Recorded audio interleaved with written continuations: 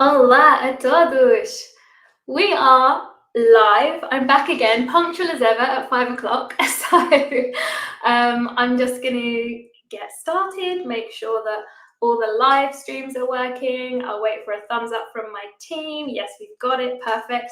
So let me know where you guys are tuning in from. There's already 37 of you here. That is awesome. We've got a lovely, lovely story to share with you today. I feel like you are going to be inspired. You are going to love these people. So don't be shy. Say hello. Post where you are tuning in from. And throughout the conversation, don't be shy to ask Karl and Therese, my guests today, some questions, because they are here to do exactly that, to really inspire you guys and show you what's possible if you put your mind to learning Portuguese. We've got Paul here, we've got Gary, we've got Brenda, awesome people tuning in from all over. So I think we've done several of these now, but basically I love to put on these little live sessions because we get to hear the stories of people just like you who are moving to Portugal and getting to a conversational level in Portuguese.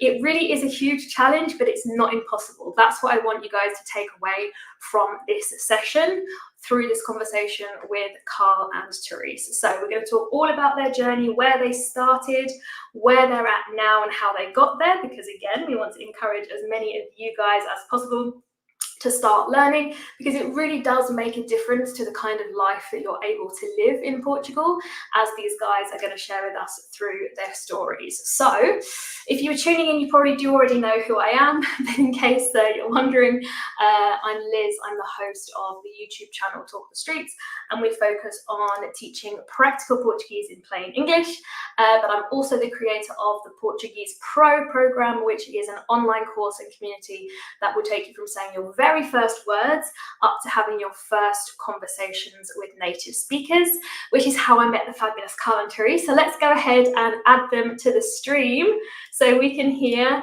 their story. Oh, wow. Hola. Hola. Thank you so much for doing this.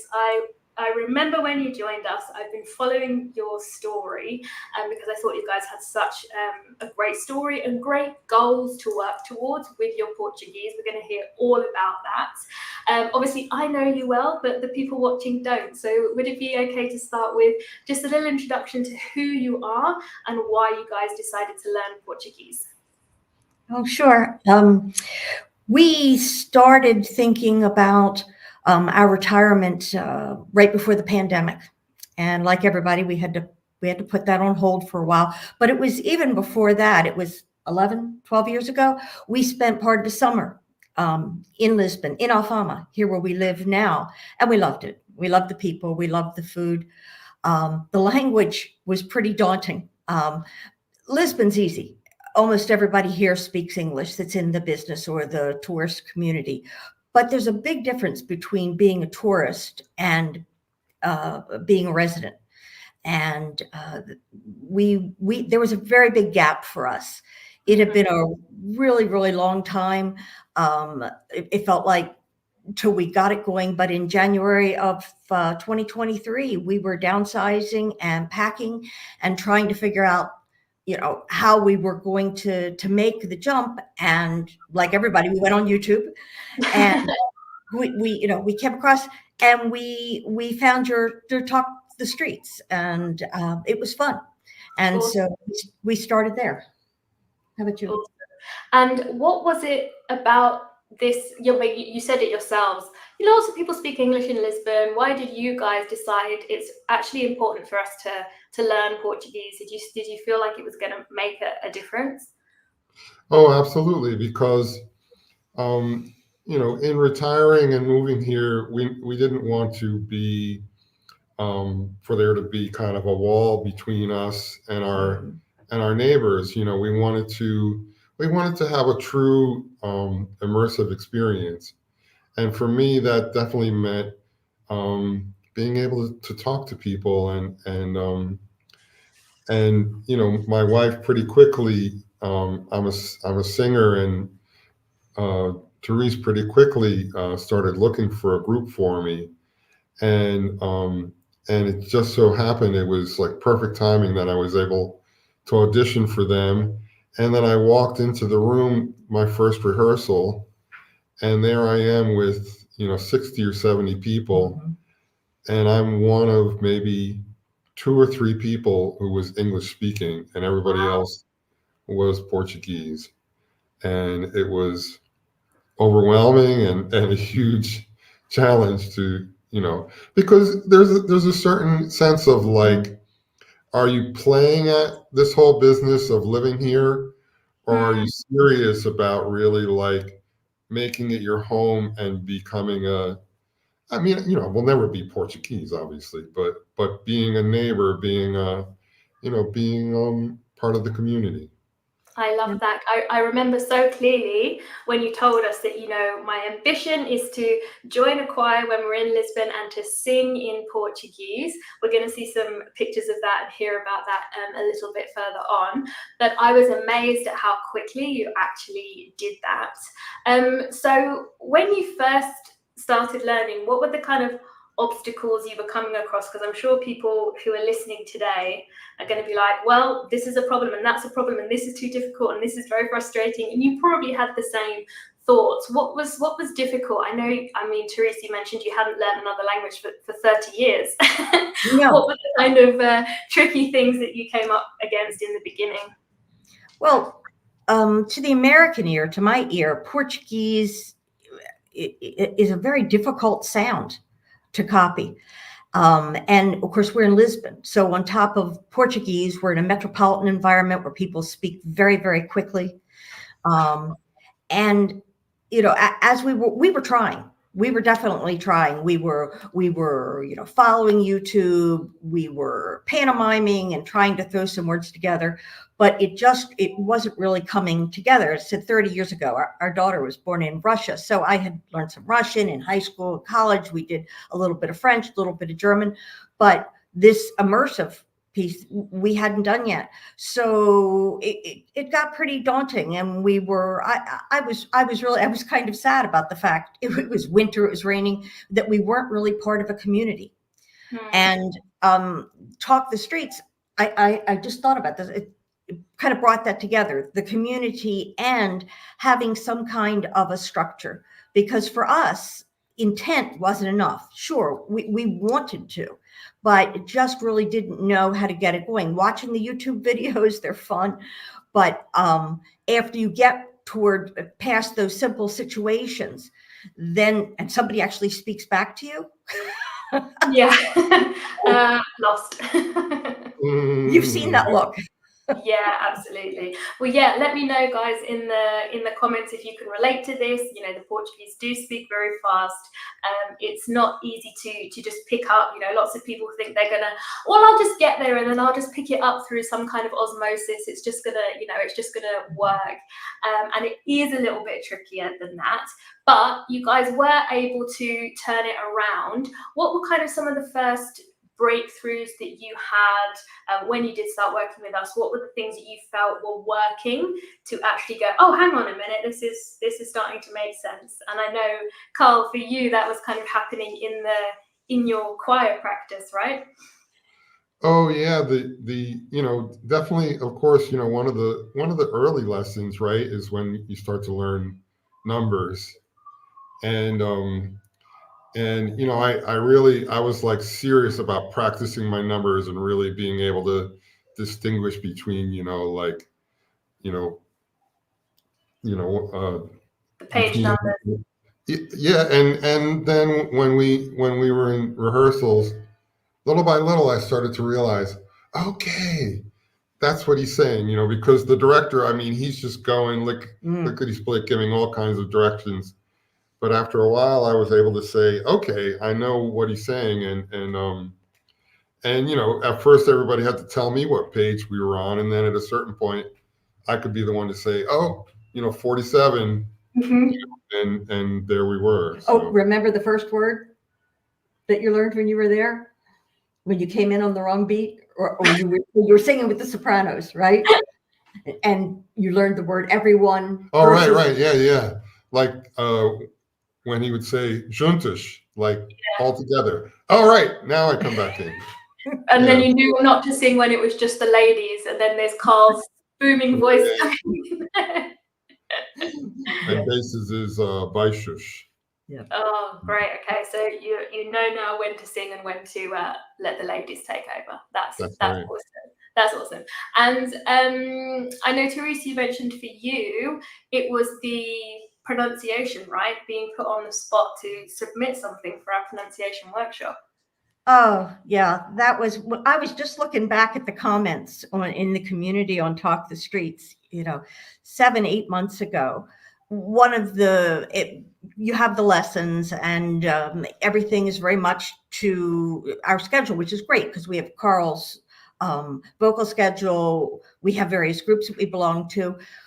It was time to do the assignment where we speak our first conversation. Mm-hmm. And it was terrifying. And it really feels kind of silly because this is a very supportive community, right? You've got people in the comments, rah-rahing and helping along the way. But, as we were saying the other day, I guess it feels like when you're a kid and you give your first book report, no matter how well you're prepared, it's like, oh, what's everybody going to think of me? And we started those conversations and, hearing your voice on the other end, I think, oh my gosh, that sounded okay. That sounded That's me. That's me. And then it's reinforced because the matriculation, it's not setting the bar very high, but being able to matriculate at the restaurant, in the taxi, whatever the case is. And so many people, even when we're faking it, because I'm sure my tenses and my verbs were not always right. You name, and I've got DeepL up all the time. So to do that, but so much feedback, not just from the community, but out in day to day, was how good our pronunciation was. And the first time you hear it, you go, oh, isn't that person nice? And the second person was, oh, that's lovely. But when you hear it the third and the fourth and the fifth time, it's very, very, it's very important to your learning process. And so it's symbiotic, right? We work more with our fellows that Talk the Streets. We work more with the laundromat. Share about the laundromat. Oh yeah. So pretty early on we were like, oh, we've got to find a laundromat, a place to get our sheets like ironed and stuff, because otherwise, everything is clothesline. Nobody wants to sleep on wrinkled sheets, right? So Therese found one, and I went there, and it's cute because the name of it's Lavanderia Grasa, and the woman who runs it, her name is Vanda. Okay, bit of wordplay. Her name is right there. So, I remember the first time going in there and saying something like, quando está pronto, or something like that, like doing my best to say, like, when will it be ready? And just, like, saying things, and we're going back and forth. And then, it got to the point where I was like, ran out of words, and I was saying something, and she said to me, I understand English, but I can't speak it. And I was like, oh, okay. So we're kind of in the same boat. And so now, we're like, they moved, and they're like, now they're in a spot where they don't even have like a door, really. Well, there is a door, but it's like you have to know that it's otherwise you won't even know it's there. So now we're like part of the family, because we're the ones who get to ring the doorbell, and she comes out and lets me in, and I bring the sheets and stuff. But VIP service, I love it. Yeah, and like the little things of like learning all the different days of the week and stuff, so that I could say, próxima sexta-feira. Negotiation, yes. Having to go back and forth. I just need to when will they be dry? That's awesome. So for anyone who's just tuned in, I'm here with my students, Karl and Therese, who are sharing their experience of learning Portuguese to give you guys the confidence to do the same. They did not speak any Portuguese when they moved to Lisbon, but they're now making such good progress. We're going to see some pictures and some speaking of yours as well a little bit later on. So if this is something that you want to do as well, please go to talkthestreets.com/apply to see if you qualify. An application call and you could join us inside the program. We do have a little bit of a wait list at the moment, so bear with us for a few days. But if you want to find out more, that's what you need to go and do. So did you guys imagine that you would be able to get this far? And tell me how it feels, because I want to go ahead and share this wonderful image of Karl singing with his choir in Lisbon. How did that feel when you were, singing in Portuguese with this group of, as you say, predominantly Portuguese people? Oh yeah. That was magical. Yeah, that was an incredible day, and singing. This piece was actually in German, but we've also done a piece in Portuguese. And as you say, as a singer, I know how to kind of match my tone or my vowel to what other people are singing. But to really kind of feel like I'm getting the rhythm and the shape and the natural flow of the words just feels so great, because it feels like I'm not pretending, it feels like I'm actually saying the words just like everybody else. And you want to be an equal player. You really do in a conversation. And it doesn't matter, one thing you hear all your students say, well, we start talking in Portuguese and we're doing that badly and people switch to English. It's like, well, it's not that you aren't speaking Portuguese. It's a courtesy, right? We would do the same thing if somebody came to New York, Charleston along the way. But when you can be part of it, I mean, I'm sitting in the audience here. It's in a packed church. And for me, the excitement was being understood, the kudos that people were giving in Portuguese as they clapped and they cheered along the way. And again, just that sense of community and the little things, standing outside the church, saying, is this the line? Is that? It seems so simple now, but then it was a big step. And so we step a part of the community, Karl being part of the choir. And I belong to the International Women in Portugal, and we have a Wednesday morning coffee here in Lisbon. The first half hour is Portuguese only. And when I started, I just sat. I just listened. And to think that now, small phrases, people asking for your news, your novidades along the way. And that went even further. This picture is from, I went from sitting at the table to, would a couple of ladies do a tour of Alfama? And we did. And again, it was another big step, checking in with the pros, asking Eduardo, how do you say this? How do you say that? For the ladies in the group speaking English and other languages, but knowing where we were going to take them, different cafes along the way, getting to know people along the route. It was great fun. That's wonderful. So I love that. And I love that you've both got these, separate things that you're working on, but you're enjoying studying together. I think that's so lovely. A couple more pictures here. This is when your daughter visited, and this one was a visit to a cherry farm, I think. How did that go? Oh, in Fundão. This is where you know that you've come up a step. We went to Fundão for the annual cherry festival. We just loved it. In June. It's a small town, and we're walking into the orchard where you're invited. And all of a sudden, the farmer waves at us, opens the gate, invites us in, grabs my phone, poses us for pictures along the way. And, the whole thing was done in Portuguese. Would she have welcomed us if we only spoke English? Absolutely. The people here are generous and kind. But being able to have just a little bit of a conversation made the whole experience feel like it was set up just for us. I mean, really, it felt like a film. And we got to, Portuguese people. One of the things I tell about Portuguese people is the person in front of you is the most important person in a Portuguese conversation. It doesn't matter if there's a line, that's that person. And so when you're buying from a vendor at the fair, they start telling your history about how they set up their farm. And, something in other places in the US, North America, it would be, thank you very much for your thing, give you your package, send you on your way. Not at all. It's about having the conversation.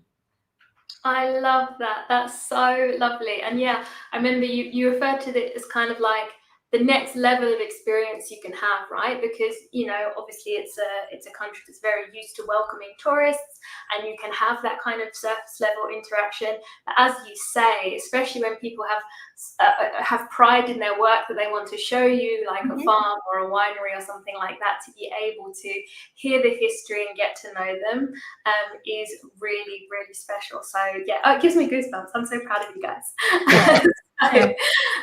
So we do have to hear a little bit of your Portuguese, and as we talked about before, inside the program, one of the things that we put huge emphasis on is kind of prepping you for everyday situations, right? We have these real life dialogues that help you consolidate the grammar that you've been learning, and then we have pronunciation workshops where you can make submissions. Even though it's scary, we like to, you know, you have to be able to do it under pressure, because that's what it's going to be like when you're at the front of the queue in the cafe. So yeah, you guys took it one step further, because you'd already got confident with the situations that we'd given you, and you decided to start writing your own dialogues, which is so cool. So that's what we're going to go ahead and listen to. So let me go ahead and play this lovely conversation that you guys wrote and performed for us at the pronunciation workshop. Bom dia, meu amor. Bom dia, tudo bem? O que vais fazer hoje, Teresa? Vou estar a trabalhar no jardim quando estiver sempre à tarde. Gosto de ver os nossos passarinhos no jardim. Ouvi dizer que os meros fazem uma grande confusão no jardim todos os dias. Sei que gostas sempre de varrer. Só regas ou também tens de plantar? Não, está muito calor para fazer novas flores, a não ser que eu ponha novo plantador no beco. E tu? Vou à mercearia mais tarde. Queres que te traga alguma coisa? Sim, gostava de ter os ingredientes para fazer gazpacho. Vais fazer gazpacho verde ou vermelho? Vermelho, acho eu. Vamos fazer verde na próxima viagem, com aipo, espinafres, manjericão e salsa. Até logo, então. Adoro-te. Tchau, tchau. Isn't that just gorgeous? So you were able to put together something that was kind of similar to the conversations you would have with your interests, with the garden, with the types of things that you buy, the types of food that you eat. So that is so cool. And we basically had nothing to correct with the pronunciation. There's one thing. Did you spot it? Do you remember what it was? Always. Viagem. Viagem. Yeah, I don't know why. I always joke that it's going to be written on my grave, because everyone will pronounce viagem, viagem. And I'm like, guys, why do we do this? Why does everyone? So yeah, but you remember. Awesome. So that is so lovely. Have you found the dialogues helpful, and did you imagine yourselves getting this far this quickly? Oh, we did. I mean, as we had gone through, well, we did the there's the 30 basic get to know you sentences that we use around the community, and the conversations that you give us. Well, what happened to us, both Karl and I had identified language partners so that we could do our live, and both of our language partners bailed out. And things were starting to get busy. It's like, well, what are we going to do? It's like, well, we could practice on each other a little bit. And so that's where that came from. So, oh yeah, the conversations. I mean, what do we have there? We have, you have the wine bar, you have the grocery, you have, what are the other things? Oh, the taxi and the metro and all those kinds of and the absolutely important things. And what's really helpful is, if I kind of think of it as a week-long thing, because your group gets together once or twice a week, is okay, if we've done a taxi one, then when we get in the taxi, we're going to, try to use this. And I cheat. I mean, it's on my phone. But it's so funny as well, because people often come back and say, do you know that was word for word the conversation I had in the taxi or in the cafe? So yeah, they're really helpful. So somebody has asked in the chat, so how many months of study to get this far? I think you guys, did you start in January or February? Or I think it was February. I think it was February. And then we admitted to being wicked. We took about 7 weeks off this summer. Yeah, So we definitely had a big break, and we're looking forward to really like being serious students again yeah. in the coming weeks, and really, kind of picking the ball up and getting further. We're looking Yeah, forward. because that's the thing I often say as well. People worry about stopping and starting, and I always say, like, an athlete can't train 365 days a year. Like, their muscles get tired. They need to rest, otherwise something's going to break. So it's, taking a break is no problem. And I know that when you guys jump back into it, you're going to be tracking down language partners and really starting with the conversation practice now. So I can't wait to hear you guys do that. Again, if you've just tuned in, we've got lots of lovely comments coming in. This is Karl and Therese. They are my students, and they're sharing their experience of learning Portuguese to give you guys the confidence to do the same. They didn't speak Portuguese when they moved to Lisbon, but they have made great progress. So if this is something that you want to do as well, just go to talkthestreets.com/apply to see if you qualify for an application call with us, and we would love you to come join us inside the program. So it takes a few days for us to get back to you. We have a little bit of a wait list, but we do get to you as soon as possible. So just quickly then, in our last 5 minutes, it's gone so quickly, tell us the most important part. What advice do you have for people who are watching right now, who think, wow, I wish what they could have done, I could do what they have done, right? I think Therese was saying, like, put yourself on the spot and just make yourself speak is a big one. Is there anything else that you recommend? Look for a structure that matches your interest and your learning style, and it's going to be different for everybody. Karl and I have a different learning styles. Find if you're the kind of person that needs to drill, then take a look at Talk the Streets. Take a look at programs. Say, is there enough online so that if I am serious with my morning coffee every single morning, I could do this? Or, are about the government classes that people talk about here? First of all, there's a year-long wait list to get in. Right. And the second is they don't do conversational.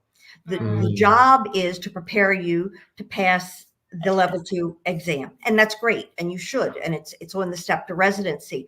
But, look around, find something that is your fit along there. For us, it included things like online, being able to go, having tools at our fingertips, being part of a community, which is a big deal for expats here. The challenge of doing all the paperwork. It's so nice to go somewhere where you can just kind of put that to the side along the way, and you get really immediate feedback. In this program, you get live. It's like, okay, that was really great. Let's talk about these 3 things, or the other things that you've said to us and to other people. Eduardo said, it's like, you did fine. We need you to do something a little bit tougher, because you start, you're redoing it, you're gliding, and then you're just feeling like, okay, where do I step up? Then you make an error, you go back, you check your verbs, do your prepositions, all the things along the way that we did. And I think in general, the effort is always appreciated, which is so great. I mean, you hear people talk about like trying to speak French in France, like Paris especially, and people will just scoff at you if you're not doing it perfectly.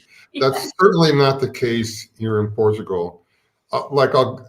Just yesterday morning, for example, I went into a bakery right on the main like tourist drag, Conversational, right downtown here.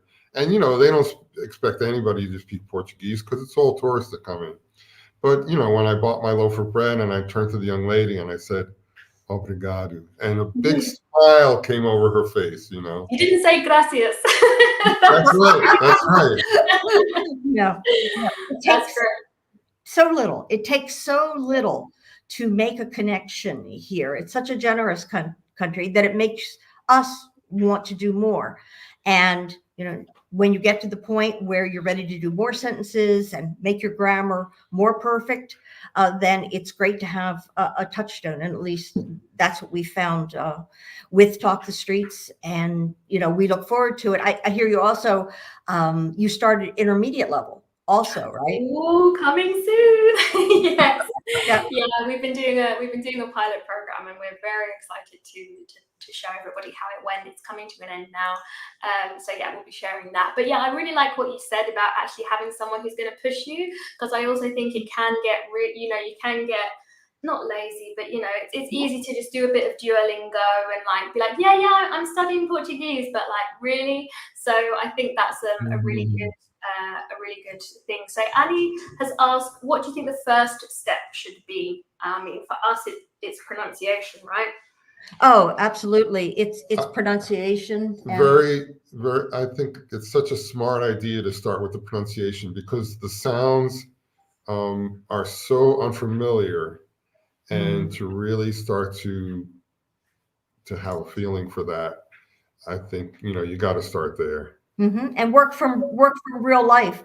My most difficult real life is at the hardware store. The fellow from the store is from the Right. he's from the countryside. He's missing most of his teeth, and so my Portuguese is just beginner. I resort to DeepL all the time when I have to do it, but at least when we do what we can do together, we sound good doing it. You absolutely do. You got some really nice praise in the comments of how great you sounded. So I will wrap up here because we're kind of at the end. But the last question I do have to ask is, would you recommend Portuguese Pro? Oh yeah, I would. Wholeheartedly. Absolutely. I think when we did that, you said, where would you start? Even before pronunciation, I would start to interview programs that I was interested in, find your fit along the way. And when I was not immediate, jumping on, Karl said he could really find a fit. It's like, oh, let me talk a little more. We talked to your staff. We had our first class, and that made all the difference. So I would recommend it. I would recommend, starting out with the YouTube, starting out with a little bit of basics, seeing how it's a fit for you, and then deciding, if it's something that you want to commit yourself to. And we hope you do, because we love seeing the community grow. It changes all the time, and we hope to meet some of these folks. Yeah, awesome. The language learning should be fun. It shouldn't be a chore. Yeah. And that's certainly your style. And, so I think it makes it so, it takes some of the, everybody says, hey, Portuguese is hard, And so, taking a light tone, making, having fun with it, takes a little bit of the edge of the complexity of it maybe away. Makes it less scary. Yes. Well, you guys are just model students. That's why I had to have you on to talk about this. We've loved getting to know you. I'm sure you will have inspired a lot of people. I can already see them in the chat saying how great you've been. So if you do want to do this too, if you want to speak Portuguese, get to that next level experience that you can have in Portugal, then please do apply to Portuguese Pro. You just go to talkthestreets.com/apply. Even though we have a bit of a wait list, we'll get through the applications as quickly as we can, because as Therese said, we love to see the community grow and would love to help more of you out. So have a great week, you guys. I'll see you in the community. Thank you so much for joining me, and thank you to everybody as well who has tuned in from home. It has been really, really great conversation. So até a próxima. Ciao. Até a próxima.